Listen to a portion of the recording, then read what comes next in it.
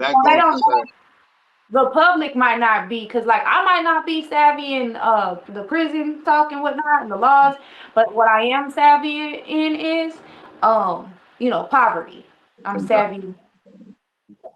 yeah, that's that. The cold part about that is there's so many examples, but since we're talking about me and this is my interview, I'm going to say, when they first threw this robbery on me, they offered me 10 years.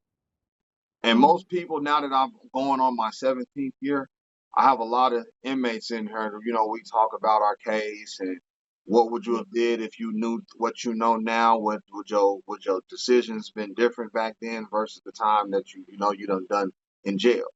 And I tell people, it's very scary to know that you can be facing 25 to life for something as heinous as an armed robbery.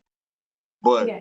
to know you didn't do it, but understand how the courts work. It was almost like I was being coerced because when I said they offered me the 10 years, I was being told that, hey man, this is just 10 years. This is just 8 to 7 years out of your life that you have to go do for this crime. Now, if you go in here and you lose, they can give you life. And people say that to me is a coercion Yeah. because you're telling me I got 10 on the table, regardless of what you think this case is going to go. We're not even talking about the evidence at this point. You're Yeah. trying to see if I want to sign that 10 and trying to tell me how favorable it is to me to sign this 10. So at the time, I'm Like I telling, didn't do it, so why would I sign that? exactly. So I'm telling my attorney, that's kind of odd for you to, want to keep coming and asking me about this case when number one, we're fighting other cases. Why are Yeah. you not speaking to me about these cases? Why are we The so ones that charged up about these robberies? And why are yeah. y'all trying to speed them across so fast before we can even get a chance to work them? But Yeah. in the sense of, like I said, that 10 years, that was like a coercion. Like you were trying to scare me, talking about how long I was going to be away from my family versus what a life sentence could be, telling me all about the possibilities of parole if I get convicted and how hard it is to get not parole, appeals, telling me how hard it is to get an appeal. Basically, this 10 years is the DA giving you favor. And I'm like, Yeah. well, what favor is that? That's 10 years from anybody, whether the person did it or not. How can you say that that's favor? It's not. But It's not. like I said, that's the coercion you give me. I knew within myself that I had nothing to do with this case. So that 10 years, when he offered that to me, it was more or less like it went in one ear and out the other. But As it would have anybody. As But it would have during the anybody. time that I'm sitting in my cell and Yeah. I'm getting different people like, hey bro, so and so just went to trial. You know how they do people in these max pods. They give you Mm. life, which is 25 or more, Yeah. considerable of life, depending on how you come to jail. But like I said, just to wave that over my head and postpone trial to give me time to make a decision, all that just weighing on you, you should I sign the 10, but I didn't do it. But he's telling you if you go in here, we're not prepared. So if we lose, you can lose your life. Take the 10. And They need to start getting prepared, because in order for it to be completely fair, like I said about it's, reform needing to take place, in order for it to get fair, then they need to be prepared. Because if it's they ain't impossible. prepared, It's in my impossible. opinion, they It's, shouldn't have no case.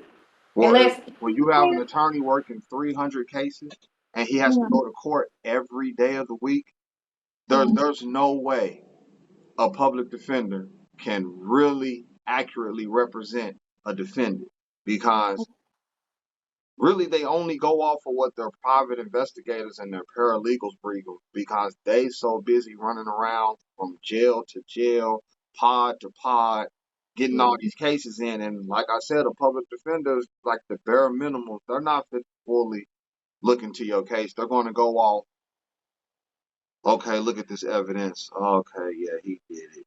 Hey, listen, this is what I got for you. They're Yeah. not going to go investigate unless they truly believe that you didn't do it, or there's enough evidence to prove you didn't do it. If you don't got that, you're going to get the bare minimums, and I think that that's a violation of any person's due process when it comes to the law, because you're giving me somebody who knows the law very well, but Mhm. But this can't, uses the won't. bare minimums what's the point of this person learning the full procedures of law when I only get the bare minimums of his practice when he represents Yeah. See, that's why I got you on here though, Benny, because we gon' I know you don't be as much faith filled as I do a me? lot of times, but I do believe that the people who is gonna ride for you, and I do believe that we can get in touch with whatever we can get people to reach out and get in touch with whatever politician it is that we need to get in touch with. Because I have that in my notes, like way far back. I have to go in and get the email addresses and stuff like that because we need to, like we need to get things moving, Yeah, basically. I have one thing that I want to add. I should have said it earlier. I was talking to some inmates a couple days ago, and a partner of mine, he's trying to get a murder case overturned. I guess Mhm, based on that he'd been in over 30 years, and during that time that he came in, the DNA procedure was boo boo, poor shit ass DNA.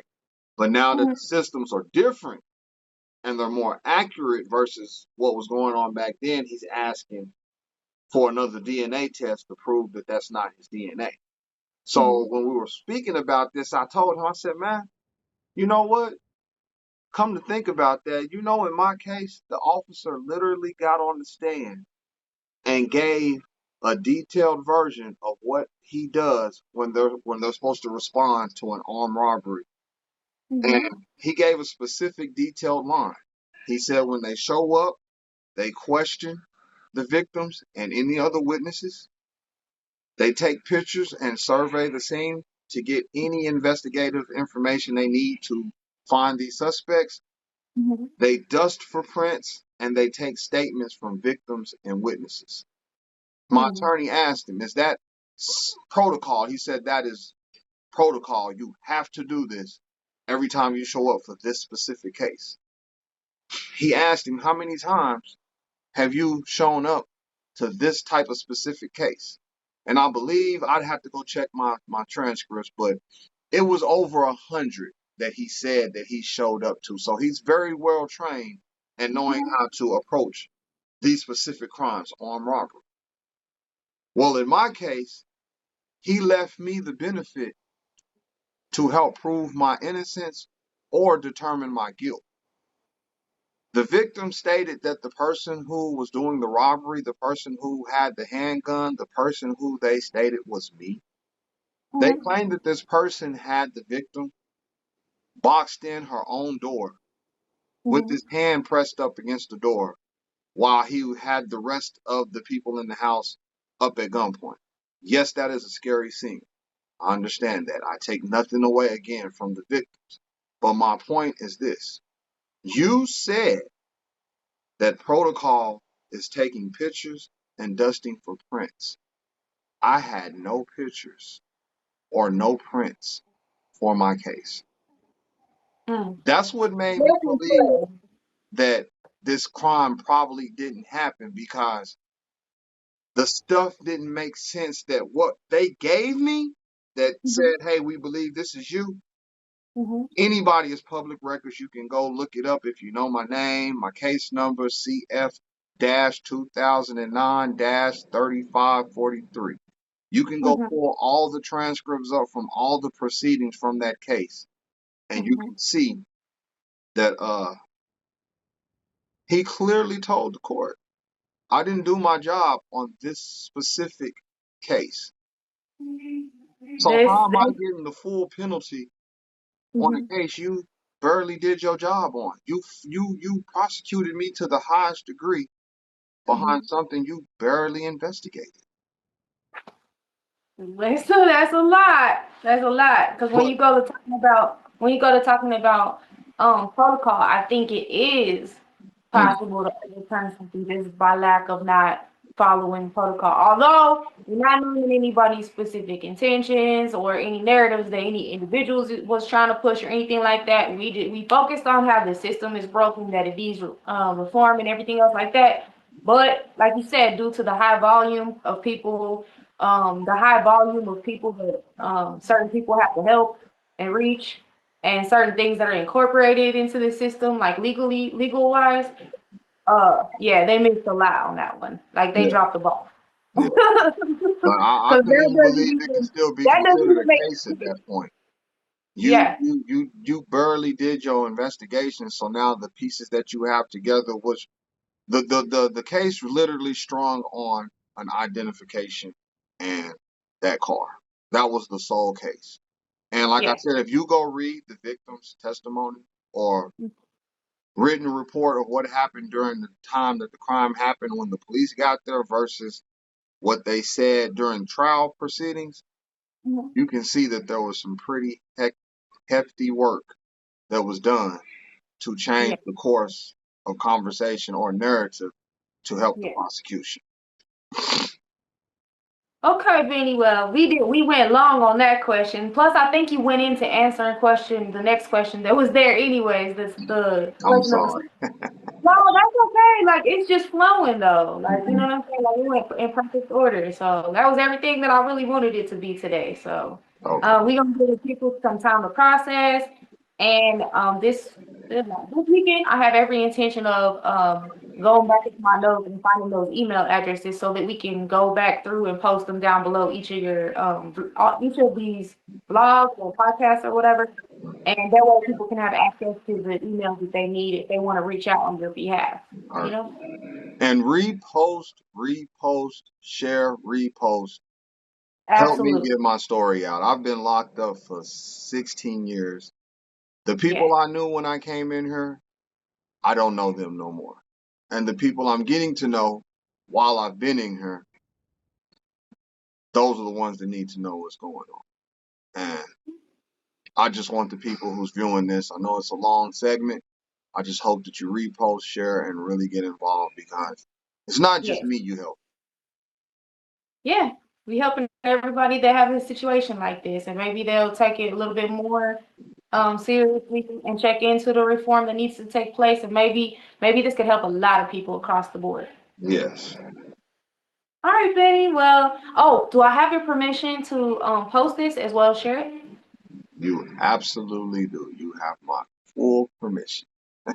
All right. Thank you, Benny. Have a good night. All right, you too. Bye.